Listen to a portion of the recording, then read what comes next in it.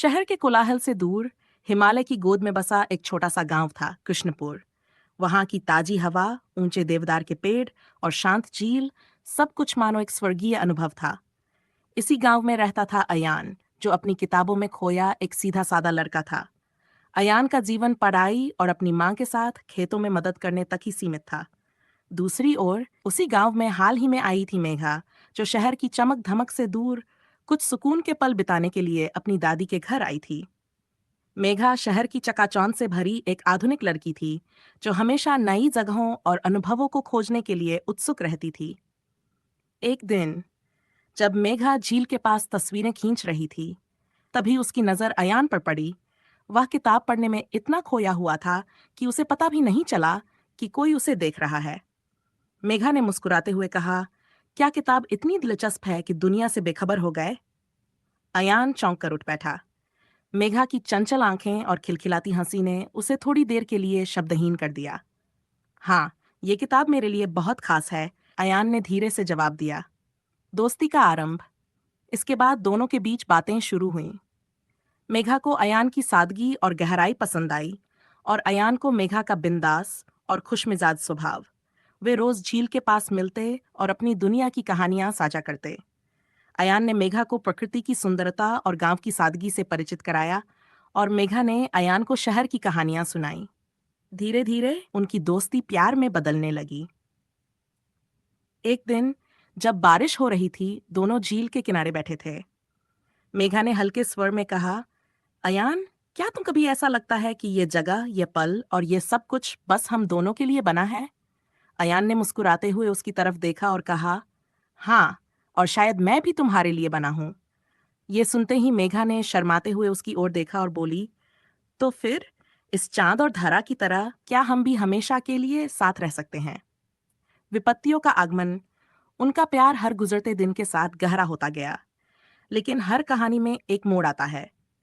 मेघा के माता पिता, जो शहर में रहते थे, उसके लिए एक रिश्ता तय कर चुके थे। जब मेघा ने उन्हें अयान के बारे में बताया, तो वे नाराज हो गए। एक गांव का लड़का? वह तुम्हारे लायक नहीं है, मेघा के पिता ने सख्त लहजे में कहा। दूसरी ओर अयान के परिवार में भी परेशानियां खड़ी हो गई। गांव के लोग उनकी प्रेम कहानी को अच्छी नजरों से नहीं देख रहे थे। अयान और मेघा को समझ नहीं आ रहा था कि इस मुश्किल को कैसे सुलझाया जाए। मेघा और अयान ने फैसला किया कि वे हार नहीं मानेंगे। वे अपने परिवारों को मनाने की हर संभव कोशिश करेंगे। मेघा ने अपने माता पिता से कहा, पैसा और रुतबा सब कुछ नहीं होता, मैं अयान के साथ सच्चा प्यार करती हूँ। अयान ने अपने गांव वालों से कहा, प्यार जात पात या सामाजिक स्थिति नहीं देखता, ये दो दिलों का मिलन है। धीरे धीरे उनकी सच्चाई और प्रतिबद्धता ने उनके परिवारों को पिघला दिया। खुशियों का आगमन। आखिरकार एक दिन ऐसा आया जब दोनों परिवारों ने उनके रिश्ते को स्वीकार कर लिया। गांव में उनके प्यार और सच्चाई की मिसाल दी जाने लगी। अयान और मेघा ने उसी झील के पास शादी की, जहां उनकी प्रेम कहानी शुरू हुई थी। उनके प्यार ने साबित कर दिया कि सच्चा प्यार हर मुश्किल को पार कर सकता है। आज भी कृष्णपुर की वह झील उनकी अमर प्रेम कहानी की गवाह है। अयान और मेघा ने यह साबित कर दिया कि जब दिल सच्चे हों, तो प्रेम चांद और धरा की तरह अटूट होता है। शादी के बाद का जीवन। शादी के बाद अयान और मेघा ने गांव में ही रहकर अपना जीवन शुरू किया। अयान ने अपने खेतों को और बेहतर बनाने के लिए आधुनिक तकनीकों का इस्तेमाल करना शुरू किया, और मेघा ने अपने शहर के अनुभवों का उपयोग करके गांव की महिलाओं को सशक्त बनाने का काम किया। मेघा ने गांव की महिलाओं के लिए एक छोटा सा प्रशिक्षण केंद्र खोला, जहां वह उन्हें सिलाई कढ़ाई और छोटे व्यवसाय शुरू करने की कला सिखाती थी। इससे गांव में एक नई ऊर्जा और आत्मनिर्भरता का माहौल बन गया। अयान और मेघा ने मिलकर गांव को बेहतर बनाने का सपना देखा। उन्होंने गांव में शिक्षा और स्वास्थ्य सुविधाओं को बेहतर बनाने के लिए प्रयास किया। उनका जीवन एक आदर्श बन गया, और लोग उनकी जोड़ी को मिसाल मानने लगे। हालांकि जीवन हमेशा सीधा साधा नहीं होता। उनकी शादी के कुछ सालों बाद, जब वे अपने सपनों को पंख देने में व्यस्त थे, तब गांव में एक बड़ी बाढ़ आ गई। खेत तबाह हो गए, और गांव के लोगों के घर बुरी तरह प्रभावित हुए। इस कठिन समय में अयान और मेघा ने गांव वालों के साथ मिलकर काम किया। उन्होंने राहत सामग्री जुटाने के लिए शहरों से मदद मांगी और अपने संपर्कों का इस्तेमाल किया। उनकी मेहनत और एकजुटता के कारण गांव जल्दी ही संकट से उबरने लगा। एक नई शुरुआत।